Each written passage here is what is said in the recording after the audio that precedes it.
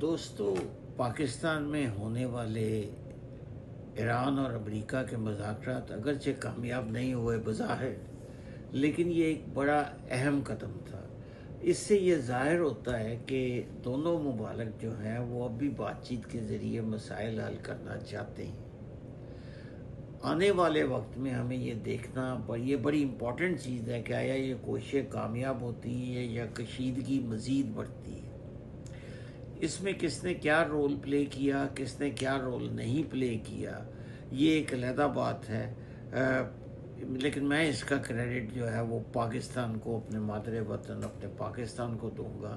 اور یہ بالکل میرے جو چینل ہے کمیونٹی لنکس بابا کی جانب سے ایک غیر جانبدار اس میں ایک تجزیہ میں پیش کرنا چاہتا ہوں۔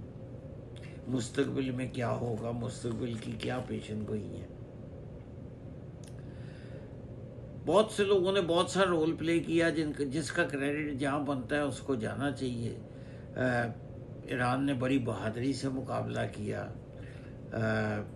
اپنا ایک بڑی سپر پاور کا، اور اسی طرح سعودی عرب، کویت، عراق، ایران اور سمجھتا ہوں میں UAE، یہ تمام ملک اس جنگ کا شکار ہوئے، لیکن پاکستان کی ڈپلومیسی نے، ایک ہائی سٹینڈرڈ کی ڈپلومیسی نے پاکستان کو محفوظ رکھا۔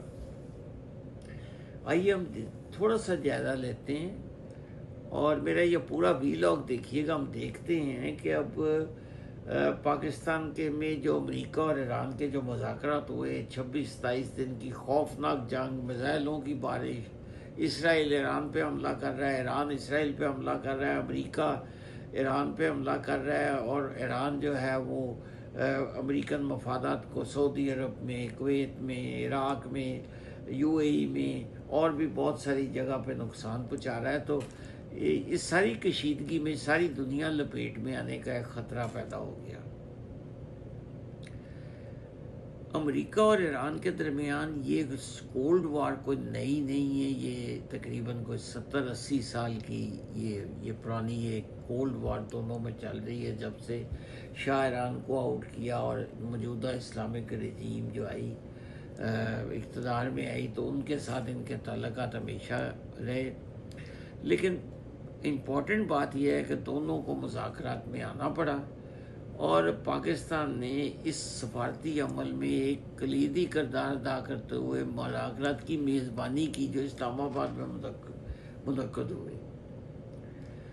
یہ مذاکرات جو ہیں یہ عالمی سطح پر نہایت اہم سمجھے جا رہے تھے، کیونکہ ان کا تعلق نہ صرف علاقائی امن بلکہ عالمی معیشت، خصوصاً تیل کی فراہمی اور تیل کی قیمتوں میں بھی تھا۔ اور یہ مذاکرات کا پس منظر کیا تھا؟ 2026 میں ایران اور امریکہ کے درمیان کشیدگی میں ایک باقاعدہ تنازع ہوا، اور جنگ بندی اور سفارتی کوششیں تیز ہوئیں، اور پاکستان نے اس موقع پہ فیسیلیٹیشن اور میڈیشن کی ثالثی کی پیشکش کی۔ یہ مذاکرات تقریباً 21 گھنٹے جاری رہے، جو بغیر کسی حتمی نتیجے کے ختم ہو گئے۔ اس میں کردار کیا ہے، مطلب پاکستان کا کیا کردار ہے؟ پاکستان نے پورے اس عمل میں ایک رابطہ کار کا کردار ادا کیا، برج بلڈر کا۔ پاکستان نے دونوں ملکوں کو پلیٹ فارم فراہم کیا، پس پردہ سفارتکاری کو فروغ دیا۔ بیک گراؤنڈ ڈپلومیسی انتہائی زبردست ڈپلومیسی تھی، جس میں فیلڈ مارشل نے، عاصم منیر صاحب نے، شہباز شریف صاحب وزیر اعظم نے، وزیر خارجہ نے، اور بے تحاشا چائنا نے، اور بے تحاشا لوگوں نے بہت اہم رول ادا کیا۔ وزیر اعظم شہباز شریف نے یہ کہا کہ ہم پاکستان اب بھی اس تنازع کے حل کے لیے کوشاں ہیں۔ امریکہ کا کیا رول تھا؟ امریکہ کی نمائندگی نائب صدر JD وینس نے کی، جنہوں نے اس مذاکرات کی قیادت کی، اور ان کے امریکہ کے اہم مقاصد کیا تھے؟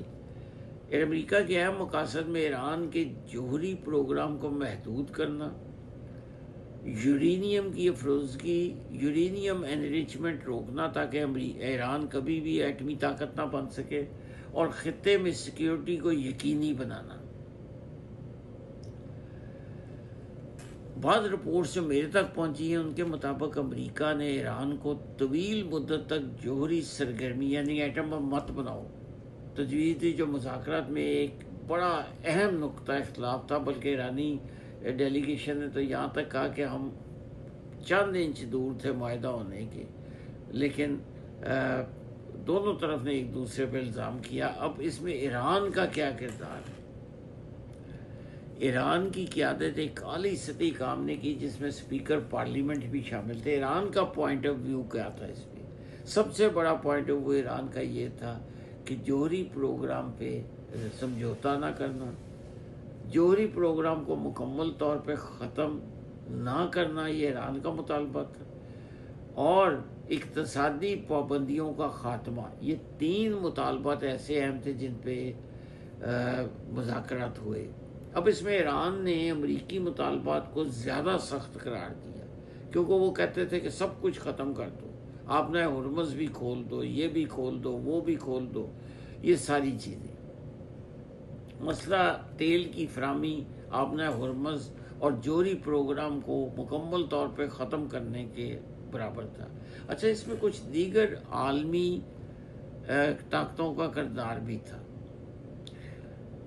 چین خاموش مگر ممکنہ اثر و رسوخ آزماتا رہا۔ خلیجی ممالک علاقائی استحکام کے خواہاں تھے، انہوں نے بھی اس میں کافی جدوجہد کی، اور حیرت کی بات ہے کہ آسٹریلیا جیسا ملک بھی کشیدگی کم کرنے پر زور دے رہا تھا، کیونکہ آپ نے ہرمز کی بندش جو ہے وہ ایران دنیا جہان میں تیل کا کرائسس پیدا کر رہی تھی۔ اس کی چند وجوہات کیا ہو سکتی ہیں؟ ناکامی کی وجوہات اگر آپ انڈرسٹینڈ کریں تو مذاکرات کے ناکام ہونے کی چند اہم وجوہات کیا تھیں کہ ایران کے جوہری پروگرام پہ شدید اختلاف تھا، وہ ختم نہیں کرنا چاہ رہے، یہ ختم کرانا چاہ رہے ہیں۔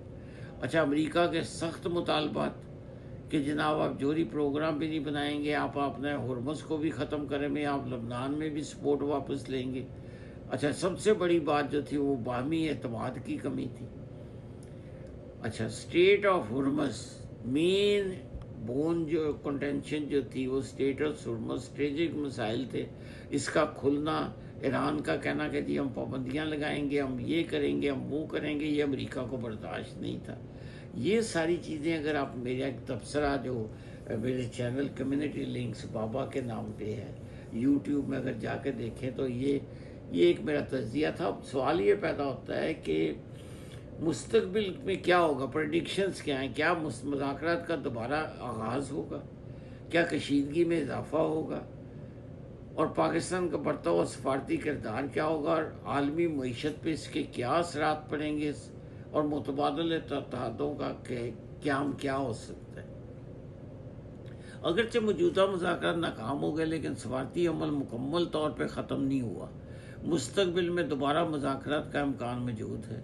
اگر مذاکرات دوبارہ شروع نہ ہوئے تو فوجی تصادم کا خطرہ بڑھ سکتا ہے، عالمی تیل کی قیمتوں میں اضافہ ہوگا، پاکستان مستقبل میں بھی ایک اہم ثالث کے طور پہ سامنے آ سکتا ہے، خاص طور پہ مسلم ملک اور مغربی ممالک کے درمیان۔ اس تنازع کا براہ راست اثر تیل کی قیمتوں، عالمی تجارت اور اسٹاک مارکیٹوں پہ پڑ سکتا ہے۔ متبادل اتحاد کیا ہو سکتے ہیں؟ ایران ممکنہ طور پہ چین اور روس کے ساتھ اپنے تعلقات مزید مضبوط کرے گا، جبکہ امریکہ اپنے اتحادیوں کے ساتھ دباؤ بڑھا سکتا ہے۔